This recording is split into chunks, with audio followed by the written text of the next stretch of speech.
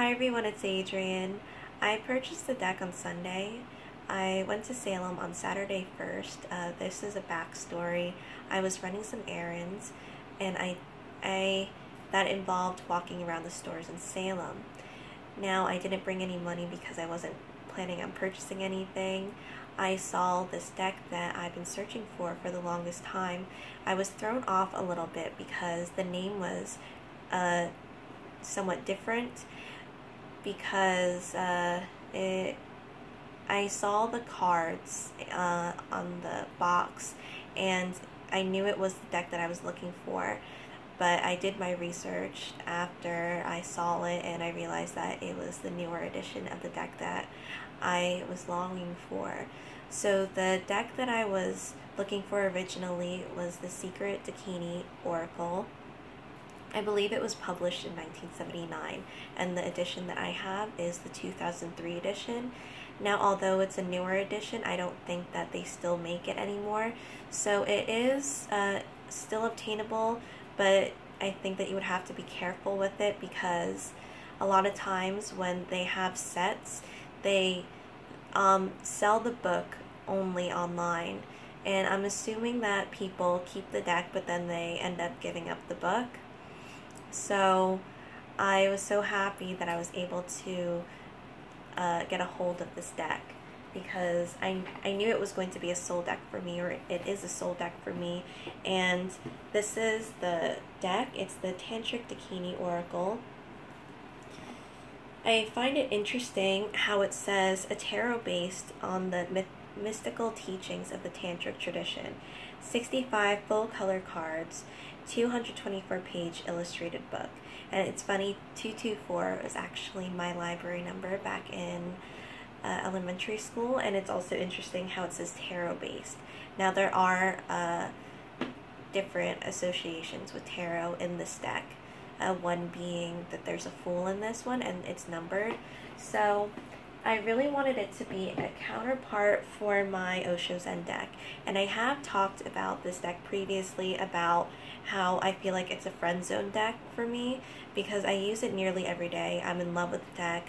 It's definitely my go-to deck, and probably at the top of my deck collection of the decks that I use most.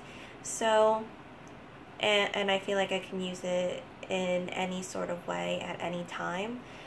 I think the reason why it's not in really considered my top deck is because the imagery isn't my favorite. It's not something that I would usually go for, but regardless, it reads beautifully, and the connection that I have with it, it's something special. So I know that that's, like, if I had to choose two decks, an Oracle and a Tarot, to bring on a trip, it would probably be the Osho Zen and the Tantric Oracle. So back to the Tantric Oracle. Sorry, by the way, this is the side of the deck, or side of the box. It slides out like this. It's so beautiful. Instant connection. The frequencies are so similar to mine. And it was crazy about the first deck draw the first card draw that I had from this deck. So I didn't really go through the book because I am still, I was working on other things and I had to upload other things too. There are, as it says on the back, illustrated. It's an illustrated book, or it has the pictures in the book. And there's a couple of spreads here. And then there's the pictures. The reason why the first draw was so amazing is because, well, I'll get the card out. And by the way, I trimmed the deck. It looks so, well, I definitely prefer it like this. And it's easier to shuffle too. It is a thinner cardstock, so I guess I'm just talking while I try to find the card. So this is the card that I got. It's Living Goddess, and the number is 8. Now this is also associated with the tarot system too. So in the book it says 8, again associated with the Justice card, which it can be interchanged with the Strength card in some decks, and this is also associated, as it says in the book, with Libra and Aquarius, and with that duality and balance. So the reason why it's so insane is because 8 is the day that I was born, and Justice, being a Libra, is my card. So it's absolutely perfect that it chose that for me. And I do have quite a few decks that do address me with the Justice card and with the Queen of Swords, and also the Lover's card too. So this would be in that category. And that's such a heartfelt thing when they do address me like that, as it being my first card. Or whenever I go back to the deck, sometimes I take a while before I use the deck again, because I do have quite a few. So I'm going to go through the cards. I'm actually going to go through all the cards just because I love the deck so much. And I haven't looked up this deck on YouTube, so I'm not sure how many videos there are of this. But what drew me in the most, I think, is the cleverness of it. The phrases at the bottom are just, or the words or word, are really unique. And even the pictures that are associated with what it says at the bottom. I'll give an example. There's only one card that got cut off a little bit during the trimming, but you could still see the whole word and the number there. So before I go with the rest of the cards, well, this one says Scarlet Woman, because a lot of these you don't really find in decks. And even with the Osho Zen, I connect with it so well, because it does have that cleverness to it too. Well, this is the Wheel of Great Time. Okay, here's Totally Bananas. And Deep End.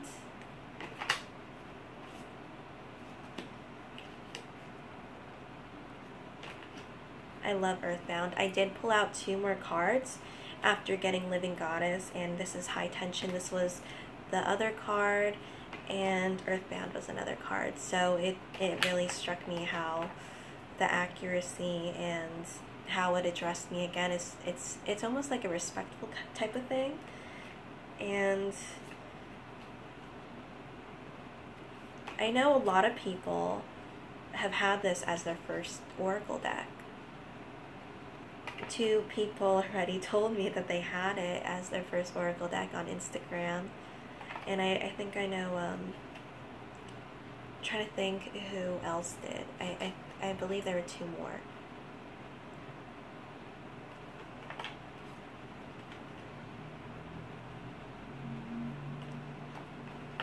And it's great how there's numerology in the book. They also go through certain symbols. There's the divinatory meaning. And then there's also traditional aspects, the Tantric tradition. And I feel like it's well blended with other traditions too. See, I've never seen something like that in the deck. But this is more, has some sexual connotations to it anyway. Slay the Ego. I love this one. I actually got it earlier today, but I did get a different card for the day, actually yesterday. I love Horseplay. So I definitely feel like, I would say, an old school vibe to this, and I love it because one of my parallel lives was living in the 70s. That one, and also being a fairy in this life and in a parallel life, which I will do a video on. I did get that validated from one of my psychic friends who owns the New Orleans voodoo shop in the Northeast, and it's said to be the only New Orleans voodoo shop in the Northeast. Cosmic Carrot.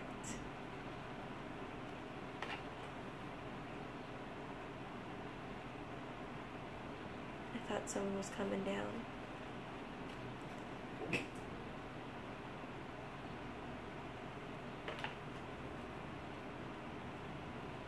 Oh, this is a cool one. Pearls Before Swine.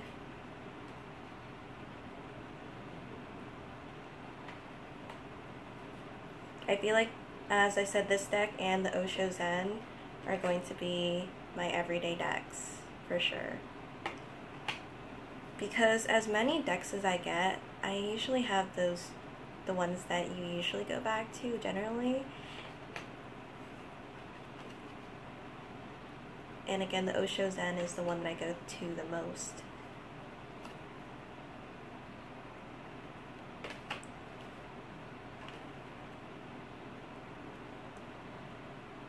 Now, I haven't really looked through these cards yet because I was on a tarot binge with selling and trading and purchasing again.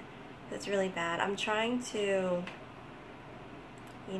cut that down a lot, but I don't feel the need to get anything right now.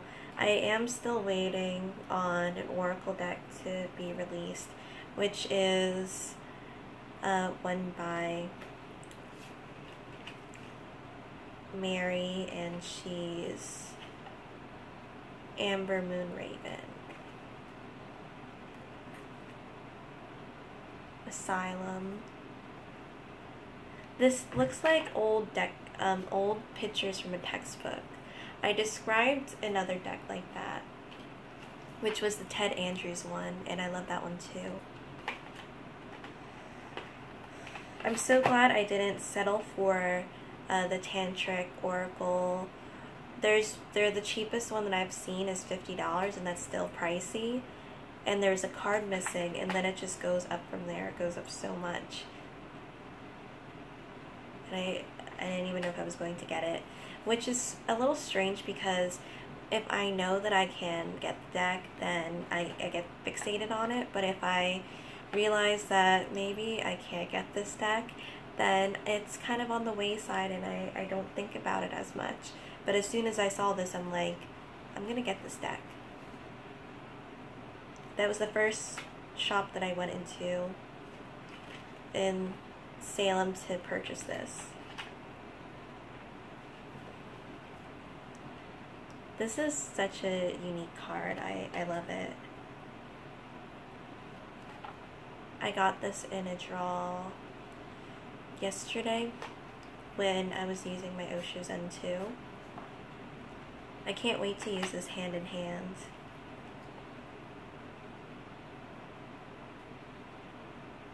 And the way that they say the stuff, like at the bottom, I just can't get enough of it because I love quirks to things. I love things being witty too. So this is transformation. And the last card is Tree Spirit, Yakshi.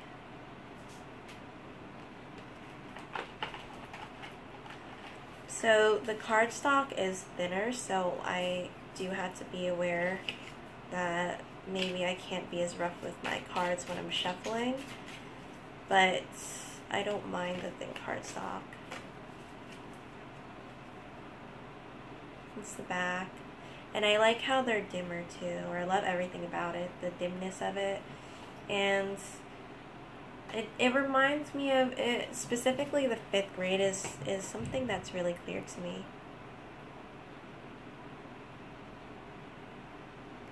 Because it's like the social studies textbooks. Because we had older ones, they were a little dated. but I love the old book smell for some reason. Or I love the smell of books too. I know it has to do with how they make the paper. I can't remember what exactly it is, but maybe I'll show the book a little bit. I don't know. I'm just going to look.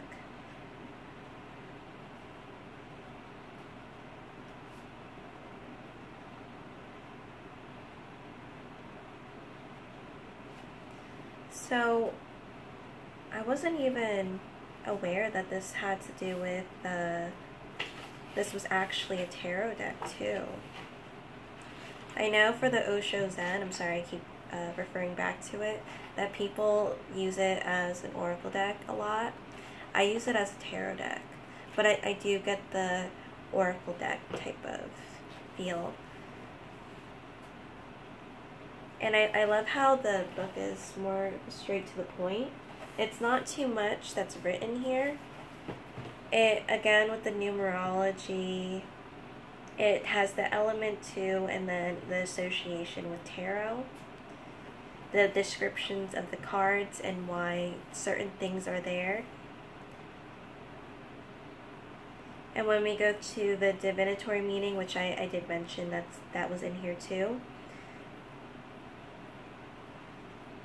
it's actually like the message for the cards, and that's what you would expect from the divinatory meaning.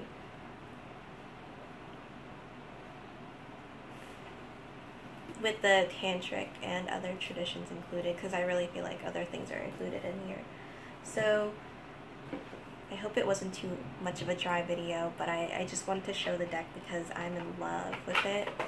So thank you guys so much for watching, and I'll see you guys in another video. Bye.